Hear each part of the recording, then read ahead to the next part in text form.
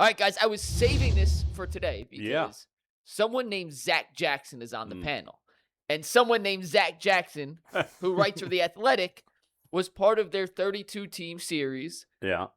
Which player on each team has the most on the line in 2026? I think I asked that question 3 ways and didn't actually get it right. Yes. That is correct, and I was going to get to that in a second. Yeah. The question and the prompt that the Athletic writers were asked was, which player on your team that you cover has the most on the line? And some writer named Zach Jackson, and we're going to see if we can get Zach Jackson to chime in on his own words, said that Shedeur Sanders had the most approved and has the most on the line for the Browns in 2026. You're even reading it. You got it wrong. Zach said, and I quote, and Zach, correct me if I'm quoting your quote from your article Why don't you incorrectly. have Zach read the quote? I asked Zach if he wanted to read it. He said he didn't want to read it. Okay. So I'm going to read what Zach said in my best Zach impression.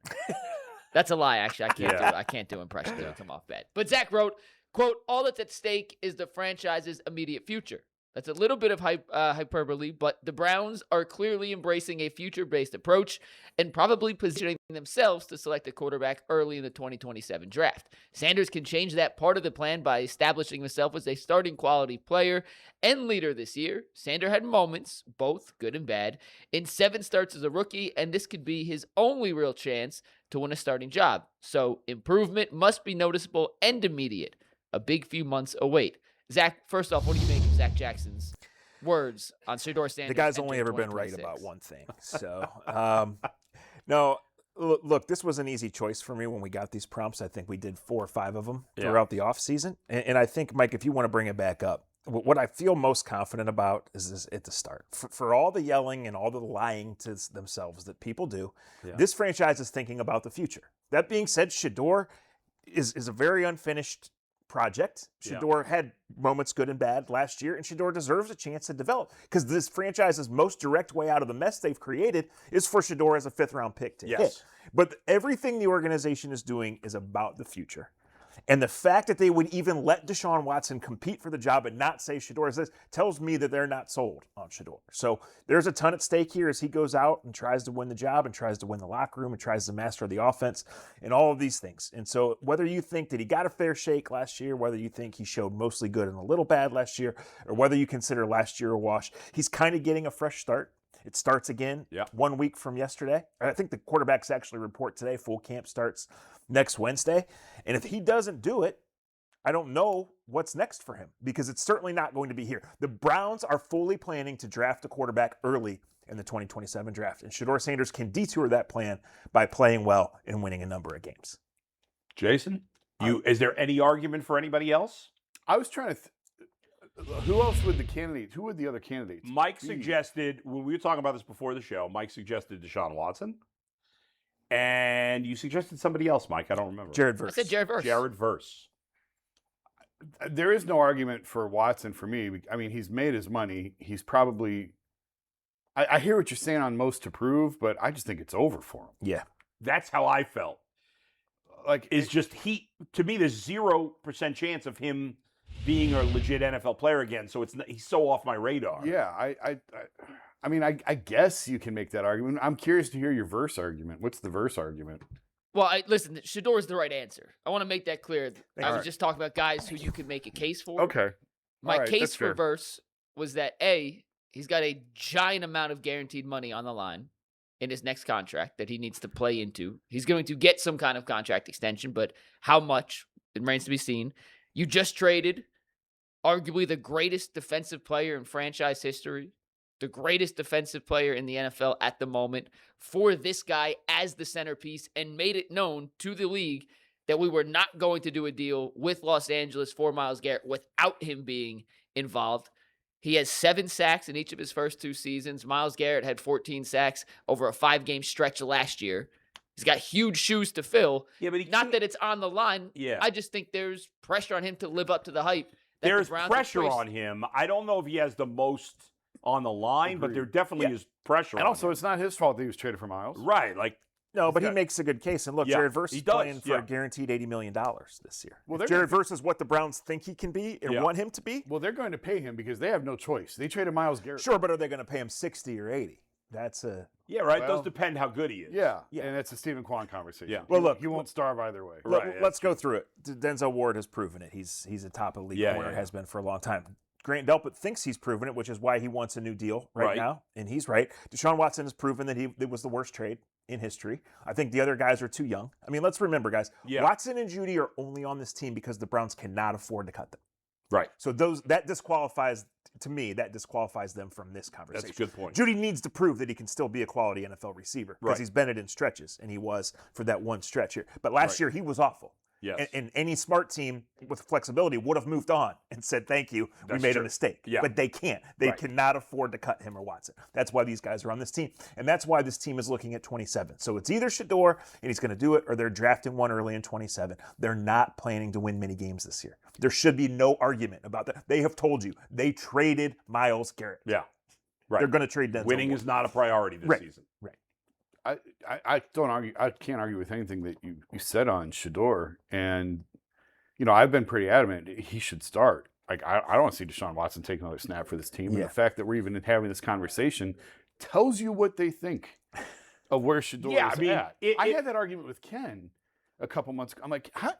What? He's like, well, what's the point, or what's it hurt if he sits for a few more weeks? Like, if he sits for a few weeks, I'm like, and Joe Thomas said the same thing when I spoke to him recently. I don't understand that logic. Like, if he's not ready now, but he's going to be ready in October. He's had a year, right? Why would he? What's going to change? What magic beans is he going to eat between now and October? Right. That he'll be ready in October, but he's not ready. Like that. I'm not trying to be sarcastic. That doesn't compute to me. If the Browns. If they start Deshaun, they're telling you what they think of Shedeur. Yeah, if Deshaun Watson starts week 1, Shedeur's career in Cleveland is over, most likely. I wouldn't say that. I won't even go that far. Really? No. Because but it would be a strong statement. But he's going to play at some point. If Deshaun starts the year, three quarterbacks are going to start games but this the year, point just is, like every other year. If Deshaun Watson starts week 1, it means the Browns have no faith he's their quarterback of the future. Now, you're right. You guys are right that if Watson gets hurt and Deshaun plays, he could. I'm sorry, and then Shedeur plays, he could force them to change their mind or if he Deshaun plays well. Is terrible through the first 3 or 4 games. But if there is no reasonable but they're telling reason you without telling you what did they think about where that's he's right at because the ball should have been in his hand on snap 1 on minicamp on April 20th. Right. Because he's 24 years old, he's under contract. Right. He is your way out of this mess. Deshaun Watson sunk the franchise, and they want to put him back on the field. Right. It's If they had it's maddening. If they had a decent quarterback at the end of his career, and you sat Shedeur for that reason, that's a different story. And the other thing, Bull, if they were trying to win this year, they would have added another quarterback, even a total flyer, but somebody with some experience.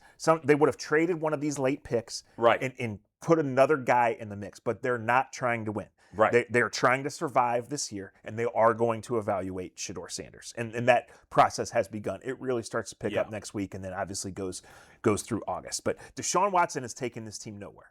Right.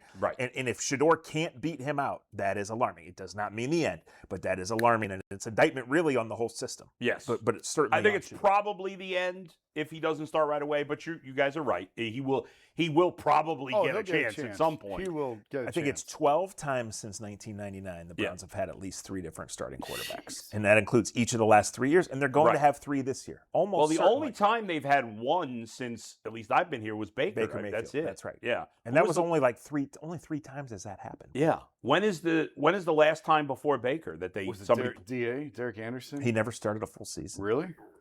I'm trying to remember. Because he didn't start the 07 season, remember? When he set all those records, he didn't start game 1. He started game 2. You're right. He lost the quarterback competition in August. I don't even know the last. They wanted him to win it. Tim Couch started all 16 games in 01. Yeah. And then Baker in 19 and 20. So that's it.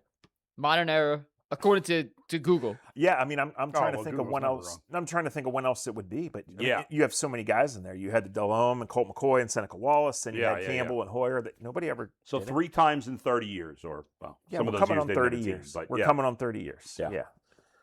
Yeah. And obviously that Confirmed, by the way, only the today, 3 times. Google was accurate on this one. Yeah, was accurate. 12 different guys have made, or 12 starting quarterbacks in 3 years. 9 different guys have made those 12 starts. Right. Watson started in 2 of those years. He obviously didn't play last year. Yeah. DTR started in 2 of those years. Yeah, I mean, there's a decent chance we'll have 3 guys play this year. No, there's almost no doubt. Yeah. I mean, if Watson comes in and plays well, who thinks he's going to hold up? No. I mean, I think there's almost no chance he's And then going to if play well. But I think I forget it was a few weeks ago we had Yeah. this discussion of like, hey, if Shedeur starts 12 games, like what does that mean? right, You yeah. know, and it probably means he did play well, because if he plays a number of games and then ultimately doesn't play well, then they should play the other guys at the end of the year. Right, Taylor Green Or if Gabriel's still here. Do we think he's still going to be here though? I believe they're fully prepared to start with 4 if they need to. 4 on the roster. We went through that last year, and then they pivoted at the end. I'm not totally convinced Dylan Gabriel is not here on week 1. I don't know what the path is to get there. I'm not. I think everybody just assumes he's not going to be here. Because most teams don't keep 4 quarterbacks on the active roster. But most teams are trying to win. That's true. Is Green a guy who would definitely get picked up if they tried to put him on the practice squad? If the Browns feel like that he's really worth the development. And, Yeah. and heading into this, they do. Yeah. They think he's a down the road, and he can help in other ways if it doesn't work out Right. as a quarterback. So they had made this plan. Like, we're not going to invest. Otherwise, we're not going to draft one early. We're going to address these other positions. Right. And he's a guy they targeted, and they couldn't believe he was still there. Now, what does that mean? How does it work out? But I think Taylor Green is going to be on the 53, and I think there's a pretty strong chance. 2 years ago, they spent the whole August trying to trade DTR.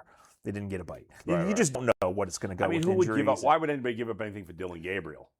Sure, well, unless you need a quarterback. Dylan Gabriel is a backup quarterback. So if you need, I guess if you get, however it goes, and you need one of those guys, then you could and would. I guess you maybe get a 7th round pick or something. Right, I a don't backup know. safety, something like that. Yeah.